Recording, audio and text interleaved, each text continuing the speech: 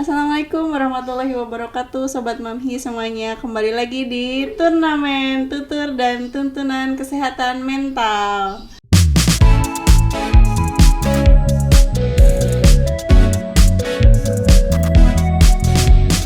Oke, hari ini kita ada di segmen baru nih ya, yang mana ngebahas tentang parenting dari sisi ayah dan ibu gitu ya. Oke. Kita hari ini bersama Aku Keke, biasa dipanggil Buke. Oke, aku Dika. Dan kamu siapa? Oh iya, aku Mia. Jadi Buke dan Kang Dika, hari ini kita mau ngebahas tentang apa nih? Parenting. Parenting ya. Justru aku sama Kang Dika pengen nanya nih, kenapa di pihaknya kalian dari bagian podcastnya Mamhi ini turnamen bikin sesi baru nih, kenapa? Karena selain banyak permintaan dari Sobat Mamhi tentang tips-tips gimana sih parenting yang baik gitu, gimana sih supaya jadi orang tua yang bisa care dan bisa lebih mendalami perannya gitu sebagai orang tua tuh kayak gimana sih gitu. Agak berat ya. Agak berat sih. Tapi kita coba ya. Kita kan lagi sama-sama belajar. Iya. Oke. Mudah-mudahan bisa sharing ilmunya. Kalau dari aku punya pertanyaan nih, gimana sih caranya supaya dari pihak ayah dan ibu tuh bisa kompak gitu untuk mendidik anaknya gitu? Jadi gimana harus kompak ya, Temia ya. Ya, jadi memang perlu dikomunikasikan sih intinya ya, perlu dikomunikasikan bagaimana supaya jadi satu persepsi ya, termasuk dalam kebutuhan anak seperti itu. Jadi kita harus sama-sama tahu dulu sebetulnya. Yang pertama peran masing-masing ya, peran masing-masing dari ayah sama ibu. Nah biasanya di peran ini juga udah banyak yang saling mispersepsi gitu, saling ngandelin tapi nggak diomongin gitu. Itu bisa jadi konflik ya, maksudnya ya kan harusnya tugas kamu misalnya, padahal belum diomongin misalnya. Itu bisa jadi berantem lah, bisa jadi kan tugas kamu, enggak dong tugas kamu dong misalnya gitu. Nah, jadi akhirnya malah jadi anaknya yang tambah bingung ya. Nah itu dari itu aja mungkin perlu disamain dulu tujuannya gitu, untuk sama-sama tahu peran masing-masing. Yang kedua ya kita harus tahu kebutuhan anaknya, maksudnya akan disesuaikan dengan kebutuhan dan tahap perkembangan anaknya itu sendiri ya. Artinya kan akan beda ya, misalnya masih bayi, misalnya mungkin kebutuhannya akan lebih banyak sama ibunya karena sambil menyusui misalnya kayak gitu. Beda kalau udah anak-anak, udah dalam proses masuk sekolah, belajar misalnya. Nah ini yang nanti berperan untuk ngasih belajarnya mungkin bisa tetap gantian sama ayah sama ibu, atau memang ayahnya yang memang lebih menuntun ya, lebih banyak ke misalnya menggiring bentuk perilakunya seperti apa, membuat aturannya. Mungkin di rumah yang saling mengingatkan ya sama-sama seperti itu. Jadi mungkin dua itu ya, intinya komunikasi, terus kebutuhan dari anaknya, sama peran dari masing-masing dulu yang harus dibagi, diomongin gitu maksudnya. Karena dalam setiap keluarga mungkin akan konteksnya mungkin sama ya, peran ayah dan ibu, tapi mungkin kalau di organisasinya job desk-nya yang akan jadi agak sedikit beda tergantung keunikan dan value dari masing-masing keluarganya itu. Ya, Kalau dari sisi ibu nih. Oke, benar. Kebetulan nih kalau di Mamhi sendiri kan kita, aku sama Kang Dika itu bagi tugas sebenarnya ya, kayak gitu. Ya sama sih kayak di rumah dan mendidik anak gitu. Nah kalau di Mamhi kan Kang Dika memang pasti akan lebih banyak memegang anaknya gitu, dan aku lebih untuk mengkoordinasikan si orang tuanya seperti apa, kayak gitu. Benar kata Kang Dika. Jadi kebanyakan kasus yang terjadi jadi anaknya bingung harus ngapain gitu, karena orang tuanya juga bingung nerapin perannya seperti apa gitu. Nah, aku suka nyampein ke orang tua dan termasuk juga kita berdua gitu ya. Terus aku juga sempat protes gini loh Mi gitu. Selalu aja pola di Indonesia ini ya, kan apa-apa pola asuhnya itu ditentukan oleh ibu karena ibu yang paling banyak di rumah. Oke, ibu yang lebih banyak di rumah dan interaksi sama anak gitu. Saya dengan yang dibilang Kang Dika tadi, tapi kan tetap ya harus yang banyak dikomunikasiin kayak gitu.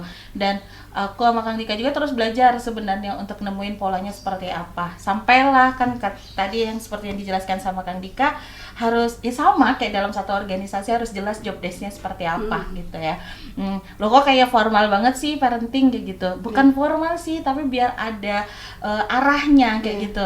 Jadi kalau aku sama Kang Dika dan ternyata kita lihat juga di teori dari pengalaman-pengalaman orang gitu ya, pengalaman pengasuhan yang lainnya, ketika nggak ada leadernya jadi bingung gitu. Sebenarnya kan sering kan Mi dengar ibu itu adalah sekolah pertama anak-anak kayak gitu. Iya, benar, karena yang sering ada mudah-mudahan yang banyak waktunya dengan anak kayak gitu, dan mungkin afeknya, penyaluran kasih sayangnya kerasa dari ibu kayak gitu. Sebenarnya bukan berarti bapak nggak bisa atau ayah nggak bisa memberikan kasih sayang gitu, tapi bingung juga gitu. Jadi ketika ibu sebagai guru di sekolahnya ada dong capseknya siapa kayak gitu ya. Nah si capseknya ini adalah bapak sebenarnya. Jadi kadang itu yang banyak keluarga-keluarga yang konsul ke kita gitu, yang lupa gitu. Ayah itu boleh loh menentukan arahnya seperti apa gitu. Yang namanya ibu juga lebih emosional daripada bapak gitu kan. Nah bagaimana caranya mengingatkan juga untuk ketika emosional ibunya meledak-ledak atau bapak juga punya capek juga, lelah juga gitu, dan itu yang kadang missnya di sana gitu. Jadi suka nggak terbuka untuk saling mengingatkan gitu. Ya, namanya tuntutan pekerjaan udah banyak ya, apalagi kalau dua-duanya kerja. Nggak kerja dua-duanya juga biasanya juga stres ibunya di rumah aja kayak gitu. Nah itu juga harus ada waktu untuk menentukan tujuannya mau kemana nih, mau bagaimana menerapkan kasih sayang atau aturan kepada anak gitu. Jadi biar sama gitu, biar matching. Kadang ayahnya tegas misalnya ya, tapi ibunya ternyata di belakang manjain banget kayak gitu. Nah itu juga yang bikin bingung sebenarnya ke anak tadi tuh. Jadi itu tuh pola asuh ya. Ya. Pola asuh. Sebetulnya pola asuh yang baik tuh kayak gimana sih? Jadi lebih ke ya parenting ya, pola asuhnya. Sebetulnya banyak banget ya teori yang ngebahas tentang pola asuh ini. Tapi kalau kita ambil kuadran, sebetulnya ada ke atas, ke bawah, kiri, kanannya gitu. Kalau ke atas itu ada tuntutan sebetulnya. Ada dikasih tuntutan. Kalau yang ke kanan sini dia care-nya kita gitu, kepedulian kita, atau bagaimana kita memberikan respon ke anaknya gitu. Nah, yang sebetulnya yang misalnya banyak dibilang lebih cenderung demokratis, artinya orang tuanya memberikan arahan, tapi orang tuanya juga memberikan kesempatan kepada anak untuk berkomunikasi, untuk terbuka. Jadi nggak terlalu di protek banget, nggak terlalu dikekang banget ya maksudnya. Nah itu lebih ke demokratis, yang kanan atas, kuadran kanan atas. Nah kalau yang ke kiri dia ngasih tuntutan, kanan kiri ya, kanan kiri atas kiri. Itu lebih ke ngasih tuntutan tapi tidak dibarengi dengan care-nya. Artinya orang tua hanya memberikan tuntutan aja, nggak melihat kebutuhannya misalnya. Nah ini lebih ke orang tua yang bentuknya otoriter biasanya yang disebut dengan teori-teori itu. Jadi ya kayak gitu, akhirnya dampaknya kan ada juga ya kalau dari penelitian itu. Ya anaknya bisa jadi sangat kaku, atau anaknya bisa jadi malah jadi pembangkang banget kayak gitu. Yang di bawahnya ada yang memang nggak ngasih tuntutan, nggak care juga. Jadi anaknya benar-benar dilepas aja kayak gitu. Jadi ya yang seperti ini biasanya cenderung kurang mendapatkan perhatian, kasih sayang gitu. Nah ada yang terakhir berarti apa tuh Mi? Yang ke bawah. Oh yang ini berarti care tapi nggak ngasih tuntutan ya. Satu lagi yang care nggak ngasih tuntutan gitu. Jadi dimanja banget, akhirnya anaknya cenderung nggak mandiri juga jadinya seperti itu. Nah ini mungkin untuk memudahkan kita sih sebetulnya melihat ya porsi mana yang lebih cenderung kita berikan. Nah sebetulnya kita perlu menyesuaikan juga lagi dengan tadi kebutuhan anaknya, kemampuan kita itu perlu kita lihat juga, karena nggak bisa kita samain dengan satu keluarga ini dengan keluarga lain misalnya ya, kemampuannya kan berbeda-beda kayak gitu. Nah ini yang perlu diselaraskan. Terus kebutuhan anaknya juga beda-beda, ada anaknya yang kebutuhannya sangat tinggi banget misalnya dari care aja ya, misalnya ada anak yang kita tegur kayak gitu dia udah ngerasa cukup ya, tapi ada anak yang ya pokoknya harus main gitu, pokoknya dia sampai udah main pun masih minta lagi misalnya, ngerasa nggak cukup terus akhirnya jadi marah-marah dan sebagainya. Nah ini kan harus ada pola dia belajar juga nanti kebutuhannya seperti apa misalnya. Jadi memang sebetulnya tadi kuadrannya luas banget di pola parenting ini, tapi intinya kita tetap dua tadi, perlu adanya tuntutan, karena sebagian besar kalau kita lihat di lingkungan kita sekarang seolah-olah ngasih tuntutan itu sebagai suatu hal yang nggak boleh dan kayak jadi kasihan anaknya nanti kayak gitu, karena mungkin beda ini ya, sekarang ini zamannya udah prosesnya mungkin itu yang aku lihat juga, jadi hal-hal ini yang buat anaknya jadi kayak lemah gitu, menghadapi tantangan juga jadi menghindar misalnya kayak gitu ya. Jadi ya perlu disesuaikan juga sih maksudnya dengan kondisi zamannya sekarang, tapi tetap harus ada tuntutan, harus ada respon care dari orang tuanya kayak gitu. Jadi harus seimbang gitu. Harus seimbang. Tuntutan dan care. Terus gimana sih caranya orang tua itu memberikan kayak batasan-batasan kayak tadi kan kayak otoriter atau gimana gitu. Kadang kan ada yang orang tua kadang suka nggak menyadari, aduh kayaknya terlalu gimana gitu kan. Kayak gimana sih Kang? Atau kayak ya paling penting sih kita harus tahu dulu kapasitas anaknya kayak gimana ya Mi. Kadang orang tua jadi berantem aja berdua gitu, ibu sama ayahnya gitu, padahal nggak tahu kapasitas anaknya seperti apa gitu, dan apa masalah yang dihadapi anaknya ada nggak gitu. Maksudnya tugas perkembangannya harus dipahami dulu kayak gitu. Nah itu yang orang tua banyak harus cari tahu sih gitu. Dan maksudnya kebanyakan sekarang itu orang tua jadinya saling nyalahin gitu. Kalau yang aku dan Kang Dika temuin gitu ya, masuk sesi konsul couple sama aku misalnya gitu ya, terapi gitu, nyalahin, iya habis dia ayahnya terlalu manjain sih kalau misalnya, padahal kan saya pengennya anak saya itu juga mandiri kayak gitu. Padahal pas dilihat enggak juga, ibunya juga nggak tega sih sebenarnya kayak gitu. Nah itu kan jadinya anaknya jadi lambat ngomong kayak gitu. Dibilang orang-orang bilang anak aku kayak jadi kayak ada autisnya kayak gitu, terus ada speech delay-nya kayak gitu. Jadi yang anak aku ya memang aneh kayak gitu. Nah mereka kadang paham ada sesuatu yang berbeda dari anak-anaknya gitu daripada anak seusianya gitu. Tapi suka denial gitu Mi untuk cari tahu apa sih yang terjadi gitu. Padahal kan semakin nggak tahu apa yang terjadi sama anak, jadi ibu sama ayah juga nebak-nebak harus pola asuhnya kayak gimana, dan akhirnya saling menyalahkan. Malah si anak yang memang ada hambatan dari tugas perkembangan jadi makin bingung kan sebenarnya. Malah apalagi kalau yang kayak balita kayak gitu yang di bawah 5 tahun, dia bisa ngomong apa sih yang dia nggak suka, yang dia suka kayak gitu. Nah di situ biasanya miss-nya gitu. Apalagi diperparahnya suka self diagnose. Gitu. Itu sih yang sering terjadi nih.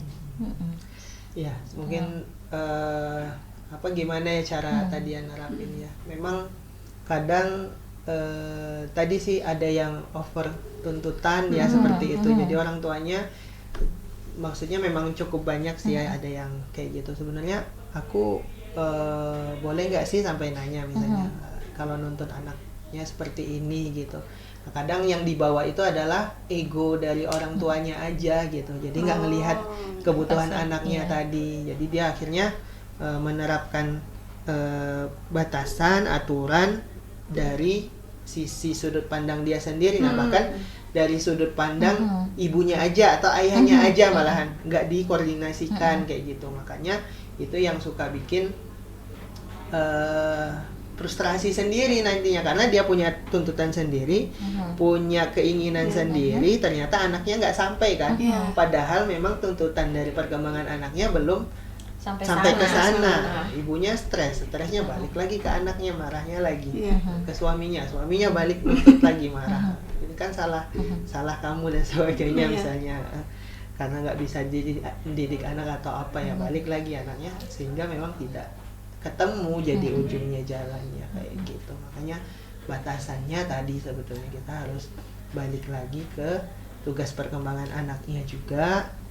Ya orang tua mau nggak mau memang harus belajar sih kalau udah jadi orang tua terkait dengan tugas perkembangannya. Jadi kita bisa ngasih tuntutannya sesuai dengan kebutuhan. Aku mau nambah, misalnya contohnya gini Mi, sekarang itu yang maraknya gitu ya, anak masih belum usia sekolah udah dimasukin gitu. Anak, iya. Lagi marak kan lagi marak banget kan. 3 tahun anaknya udah sekolah, harapannya anaknya udah kenal alfabet. Oke, A, B, C yang kayak gitu. Oke, memang ada kan anak yang bisa cepat belajar kayak gitu. Terus yang kasihannya ketika anak kapasitasnya nggak sama dengan anak yang bisa itu, terus tuh teman kamu si A, si Mia tuh bisa baca kok kayaknya belum bisa sih yang kayak gitu. Nah itu kan jadi sebenarnya stres ke anaknya, anaknya juga nggak ngerti gitu ya, emang gitu harus udah bisa baca, padahal menurut tugas perkembangan kan 3 tahun belum sampai di sana gitu.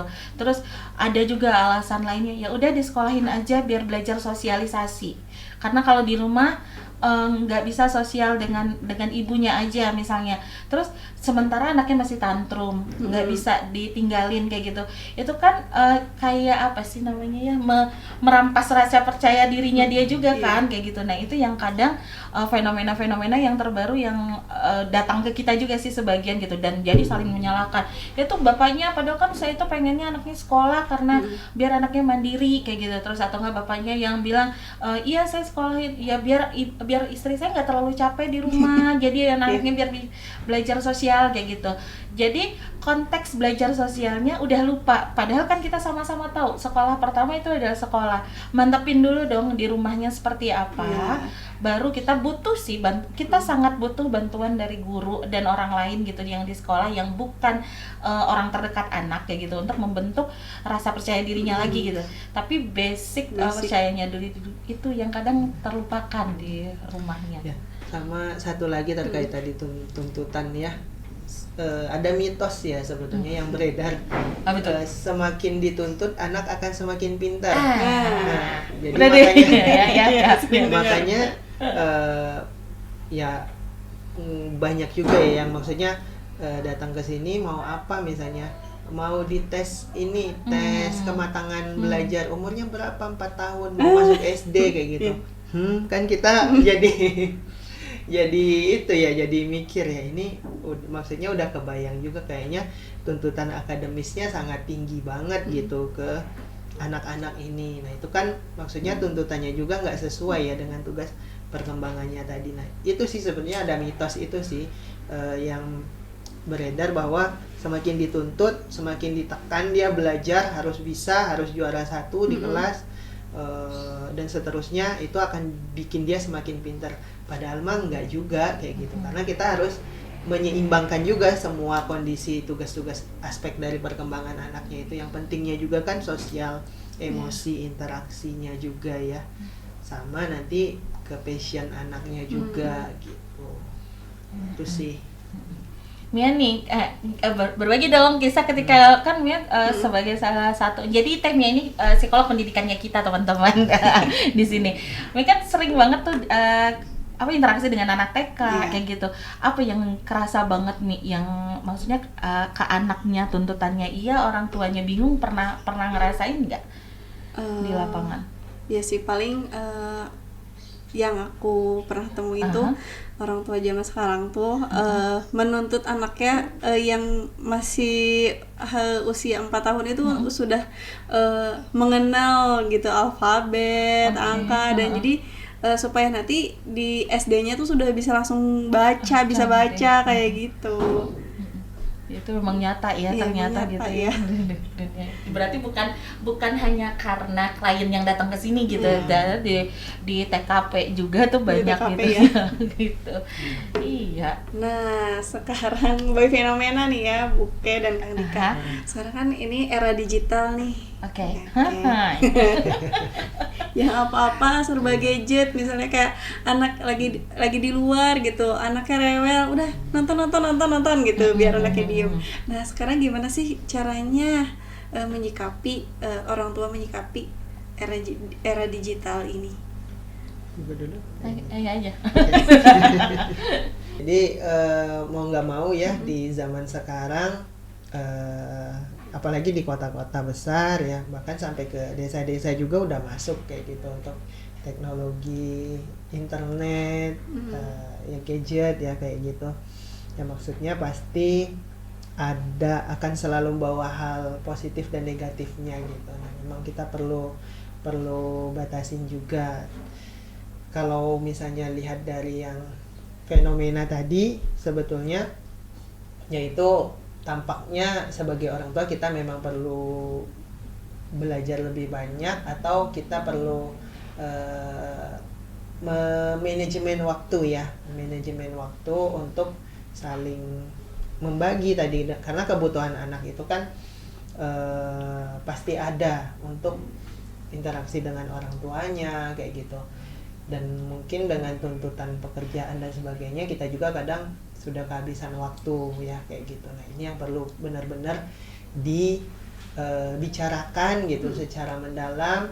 Kita refleksi diri, sebetulnya apa yang kita cari selama ini itu sudah memenuhi belum kebutuhan kita, seperti itu. Karena nggak hanya maksudnya memang ada tuntutan ekonomi ya, tapi di samping itu ada kebutuhan yang lebih besar juga, perhatian terhadap anak-anak ini. Karena kayak misalnya tadi, ya udah kita mau kerja, ya udah dia dikasih tontonan aja, nah itu mungkin dampaknya akan negatif ya, karena terkadang anak juga belum bisa secara penuh untuk menerima input informasi yang ada. Jadi kita perlu dampingi kayak gitu. Tapi nanti tergantung batasan usianya juga ya. Atau memang mungkin ada batasan-batasan waktu yang diberikan ke anak yang memang misalnya mau libur boleh deh dia nonton, misalnya seperti itu, atau boleh main game, main gadget. Itu tadi sih itu yang jadi batasan aturan yang kita bahas tadi ya di awal. Itu harus disepakati, harus ada. Dan kebutuhan terhadap anak itu memang perlu kita prioritaskan kayak gitu. Bahkan kalau aku pernah dengar beberapa orang-orang penting ya, orang-orang yang memang dia udah paham banget, maksudnya kita kan bisa belajar ya dari orang-orang kayak gitu, ya mungkin aku nggak bisa sebut namanya, tapi dia ditanya sama orang, ada tamu orang penting banget, Jadi memang jadwalnya padat banget ya, tapi mau main sama anaknya dulu gitu. Pas tamunya ini ke rumah gitu, pas lihat, loh kok bapak nggak ada kerjaan, lagi main sama anak kok, dia bilang, ya ini kerjaan saya, dia bilang, karena saya memprioritaskan bermain dengan anak, saya nggak mau diganggu sama siapapun, mau itu proyeknya berapa besar pun saya nggak peduli, dia bilang kayak gitu. Ya ini prioritas saya gitu. Nah itu maksud aku, ada hal-hal yang kadang kita juga perlu, karena kan nggak tahu ya, kita sampai anak besar ternyata anak akan merasakan hal yang berbeda gitu. Ketika anak merasakan hal berbeda, maksudnya bukan diri kita yang dia anggap sebagai sesuatu hal yang dekat dengan dia akan mencari sesuatu di luar kayak gitu. Nah itu akan lebih berbahaya lagi ketika dia nggak trust sama kita, dia trust dengan orang lain di luar, ternyata yang di luar itu memberikan dampak negatif. Itu akan bumerang lagi ya buat orang tua, seperti itu. Iya betul, ya benar, harus disepakati gitu Mi. Kalau aku mau nambahin gitu ya. Nah kadang kan yang salah, yang missnya tuh di sini, kamu nggak boleh main handphone, kamu nggak boleh main gadget. Sementara ya sama ibunya main gadget. Kayak gitu. Handphonenya nggak lepas. Handphonenya nggak lepas, benar. Jadi lupa waktunya gitu deh. Termasuk aku sama Kang Dika juga masih sering ngingatin kok gitu. Jadi seninya parenting itu kan tidak bisa langsung menuntut semuanya sempurna gitu. Kalau nggak jadi stresor lagi buat ibu dan ayahnya kayak gitu. Karena kok kita nggak berhasil ya untuk konsisten, gitu. Nah konsisten itu butuh waktu. Jadi memang terus mengingatkan tadi gitu. Nah kan aku kita tuh suka dapet yang anaknya pintar-pintar ya. Ya ibu aku itu ngelarang aku main handphone, bolehnya jam segini, tapi ibu sama ayah bisa sampai bobo masih pakai handphone kayak gitu. Nah gitu. Apalagi kalau anak-anak remaja kan nih, maksudnya informasi mereka udah bisa dapat di handphone kayak gitu. Memang keterbukaan anak tadi sih yang harus kita pelihara banget gitu.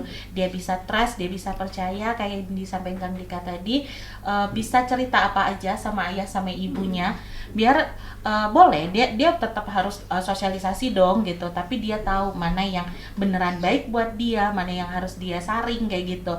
Kenapa dia belajar bisa nyaringnya dari mana gitu ya.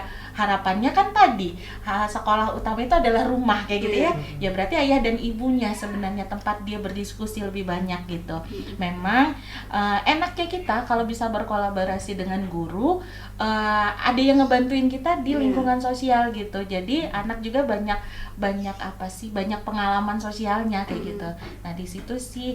Jadi kadang punten aku sih agak tidak setuju ya ketika ada kampanye melepaskan anak dari gadget kayak gitu.